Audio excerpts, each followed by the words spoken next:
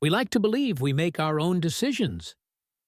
But most of the time, those decisions are made for us, shaped by patterns we never learned to see. The people you trust, the arguments you lose, the habits you can't seem to break. All of them follow invisible rules you've been obeying without even knowing it. And the moment you spot those rules, you can never unsee them. This is the world Robert Greene maps in the laws of human nature. A lens that turns life's chaos into a system you can finally read. This is beyond the books. And here's the summary that will change the way you see human behavior forever. Human nature. It moves quietly beneath our lives, like deep currents in a dark ocean. You rarely notice it, until it pulls you somewhere you never planned to go. Most of what drives you begins long before you call it a decision. We like to imagine we're rational, deliberate, in control. We weigh the pros and cons. We think things through. But in truth, your emotions are the driver. Your rational mind simply fastens its seatbelt and narrates a story so you can feel like you're steering. Think of the last impulsive thing you did. Maybe you bought something you didn't need, or sent a text you wished you could take back. In that moment, it felt justified. Your brain came up with a quick, airtight explanation, but beneath that explanation was a surge of unspoken emotion. Excitement, pride, fear, loneliness. Pulling the strings. Here is the hidden cycle behind most choices. 1. Emotion fires first. 2. Rationalization comes second. 3. Memory rewrites the story so it feels logical. This is why regret often feels inevitable. By the time logic steps in, the decision has already left the room. Your mind is less a judge and more a lawyer, defending the verdict your emotions already delivered. And this is where the shift begins.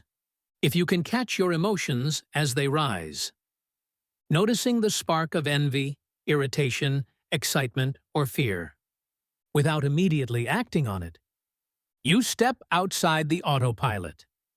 Robert Greene calls this becoming a detached observer of your own nature. It's like standing in a room with fire. Most people sit in the flames, burned by their own reactivity.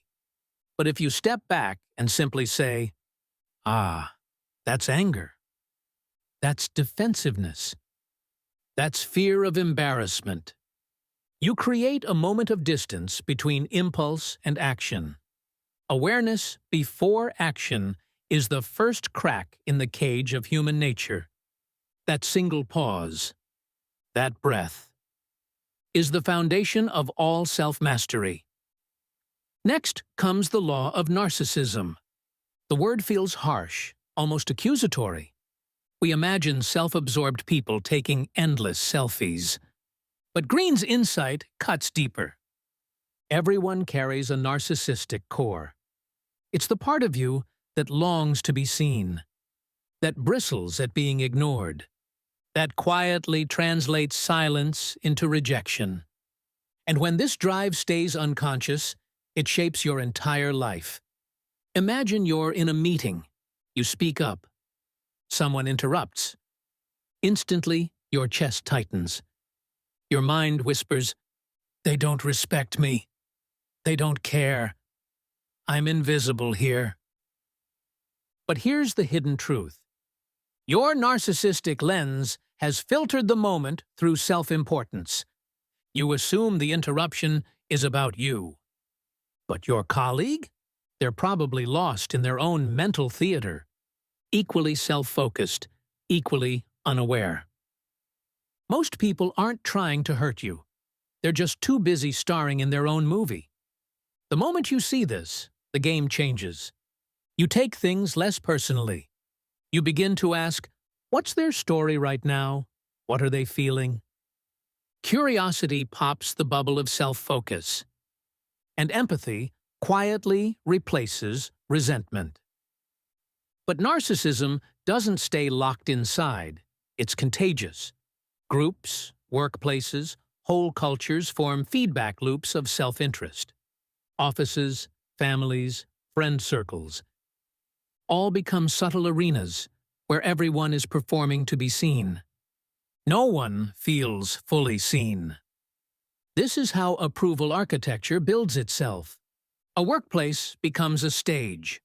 Social media turns into an endless audition. And if you don't notice it, you start shaping your identity around reactions. A borrowed identity is always hollow because it was built for someone else's eyes. Then comes the law of role-playing. Humans wear masks everywhere. At work, with friends, online, even in our own homes. As children, we learned the hard truth. Show too much, and you can get hurt. So we soften. We edit. We curate ourselves into whatever seems most acceptable. We call it fitting in. But really, we're performing. Watch the small theater of daily life. A coworker says, "I'm fine," with a tight smile. A friend laughs a beat too late at a joke they didn't enjoy. You notice. You always notice. This is the silent stage human nature plays upon. Everyone acting. Everyone also sensing the performances of others. Here, awareness is freedom. When you catch yourself in a role, you can ask, do I keep playing this part? Or do I choose a truer one? This isn't manipulation. It's self-alignment. Your performance becomes intentional instead of automatic. And when your outer role finally reflects your inner truth, people feel it. Trust follows. Now we reach the law of envy. Envy is the emotion no one wants to own. We'll admit to anger. We'll confess to fear. But envy, we bury. Picture a friend sharing amazing news. A dream job. A new love. A huge opportunity. You smile. You congratulate them. And part of you is truly happy. Yet another part quietly whispers, "Why not me?" We silence that voice. We bury it deep. But buried envy doesn't vanish. It mutates. It seeps out as sarcasm, subtle withdrawal, quiet criticism, or self-doubt. Denied envy doesn't disappear. It just changes clothes. Here's the shift that transforms it. Envy is information. It shows you the life you secretly wish you were living. If you can name it honestly, even just to yourself. I wish that were me. You disarm it. You turn a shadow into a compass. The laws of human nature lock together like gears in an invisible machine. Emotion feeds narcissism. Narcissism amplifies envy. Envy fuels role-playing. And the cycle spins silently beneath your choices, your relationships, your society. Once you learn to see it, you can never unsee it. Awareness doesn't erase human nature. It simply frees you from being dragged by it.